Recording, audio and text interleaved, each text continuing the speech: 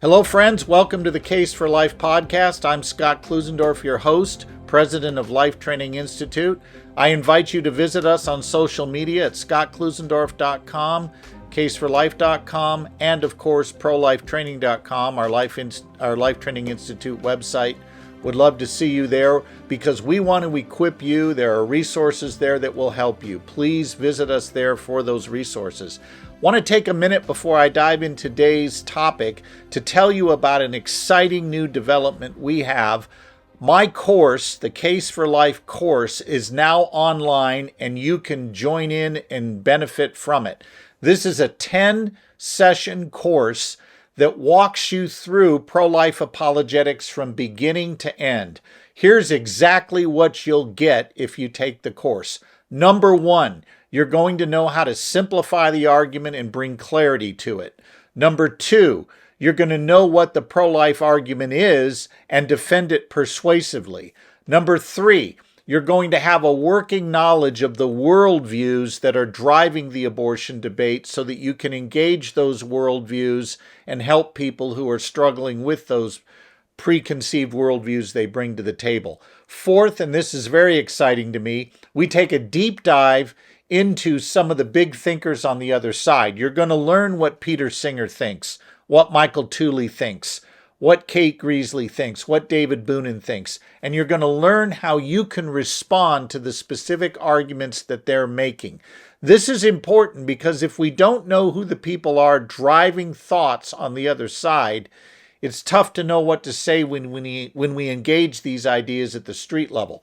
And then fourthly, this is something really helpful for your church. There's a whole new section in this course on what your church should look like as a pro-life church. And we even have a panel discussion with some leading pastors and thinkers who talk through what it is to have a pro-life church and what goals and objectives you should hit. So I really encourage you to go to scottklusendorf.com or prolifetraining.com and register for that course. It's worth every dollar you'll put into it, and you will come out having mastered the pro-life view.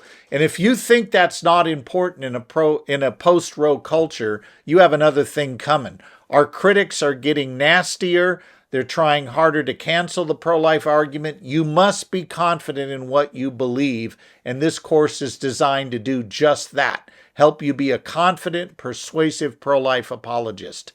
Well, today I want to jump into a question that is controversial in pro-life circles, but it came up recently, and I thought, you know what, I'm going to go ahead and revisit it, and that is the whole idea of pro-lifers using imagery that depicts abortion. Now, our critics have always opposed this. They've always tried to shut down the use of the pictures, and you can understand why. Because, as Greg Cunningham aptly points out, when you show pictures of abortion, abortion protests itself. I love that quote. When you show abortion, abortion protests itself.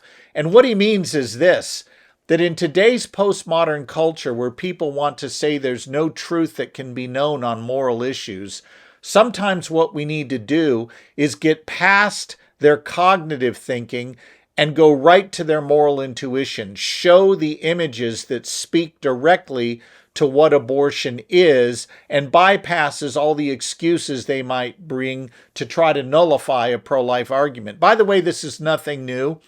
This was done in the 19th century when slavery was the issue. Abolitionists began circulating imagery of slaves that had been tortured and beaten in slave ships and on the American continent.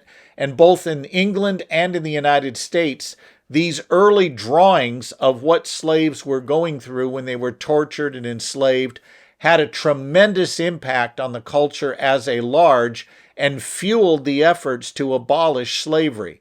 And the same is true with abortion today. When you show pictures of abortion, you really drive home what's going through and you engage at the moral intuition level, not just the cognitive argument the cognitive argument level. And it forces people to deal with abortion at a visceral level, and that is very helpful to our cause. Now, to be clear, we are not using pictures in place of good arguments.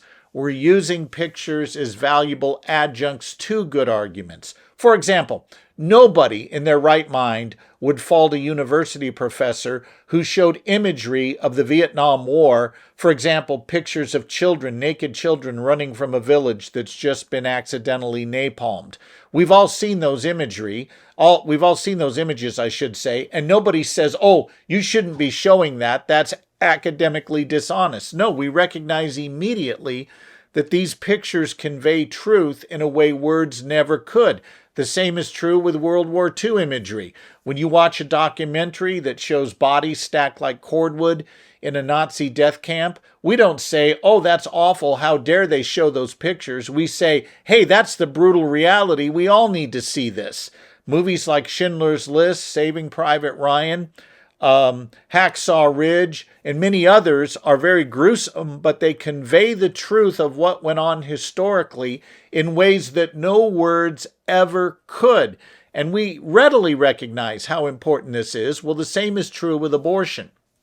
There are millions of our fellow citizens that will continue to think of abortion as a mere preference issue, like choosing chocolate ice cream over vanilla, until they see it. You are not being academically dishonest to show the pictures. You're actually helping the Socratic quest for truth because you're taking in all the relevant evidence and looking at it. But let me briefly run through some reasons why pro-lifers in particular will shy away from these pictures. The first is they say, well, we're already perceived as being mean and we need a softer marketing approach to people if we want to win them over to our side. This is not a good argument, and let me tell you why. The hardcore activists on the other side of this issue hate you. You are not going to win them over by appearing nice. They don't want you to be nice. They just throw that up as a smokescreen. They want you to surrender and adopt their view. And until you do, you're going to be hated. The abortion debate is not about who's nice and who isn't. It's about a fundamental question that comes down to this: who counts as a member of the human family? They say the unborn don't count. We say they do.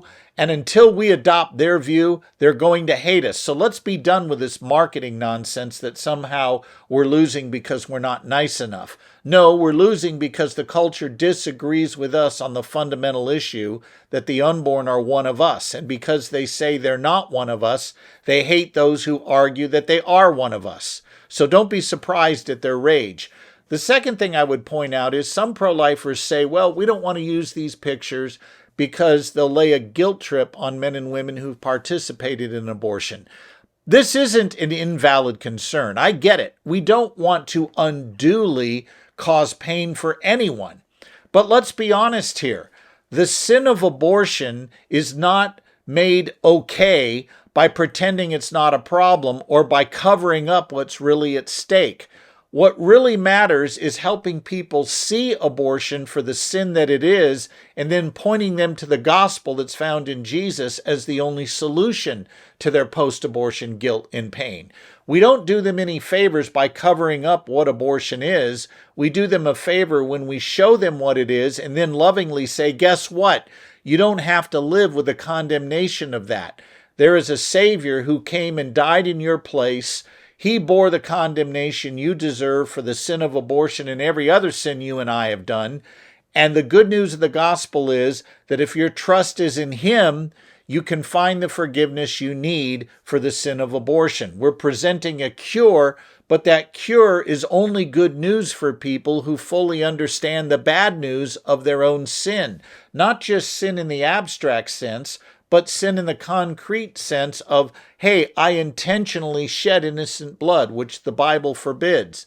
We give the good news on the heels of the bad news, and the pictures help convey the bad news so we can point people to the good news. A third objection you'll get is these pictures are just emotional, and emotion shouldn't have any factor in this debate. Well, I love what feminist Naomi Wolf points out.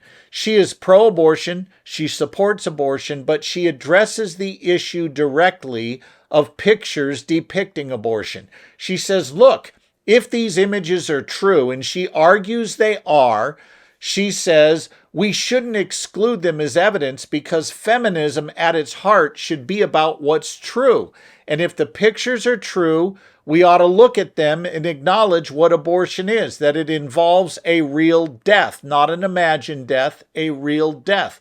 So here's a woman who's post-abortion herself who says these pictures have academic and virtue value because they convey the truth of what abortion is. Therefore, we ought not try to censor them.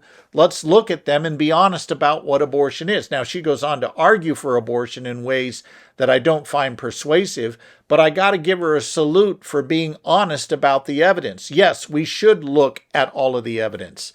And by the way, it is not true that courts never allow juries to see graphic images in a court case. Yes, they do. In fact, when you think back to the Andrea Yates issue, this was a woman who killed 5 of her children by drowning them in a bathtub back in Texas. This was probably a decade ago or so. The jury was shown pictures of those children after they had been drowned. Why? To manipulate them emotionally? No, because the evidence was relevant to the case at hand. And if abortion is no big deal, why are we bothered about pictures that depict it?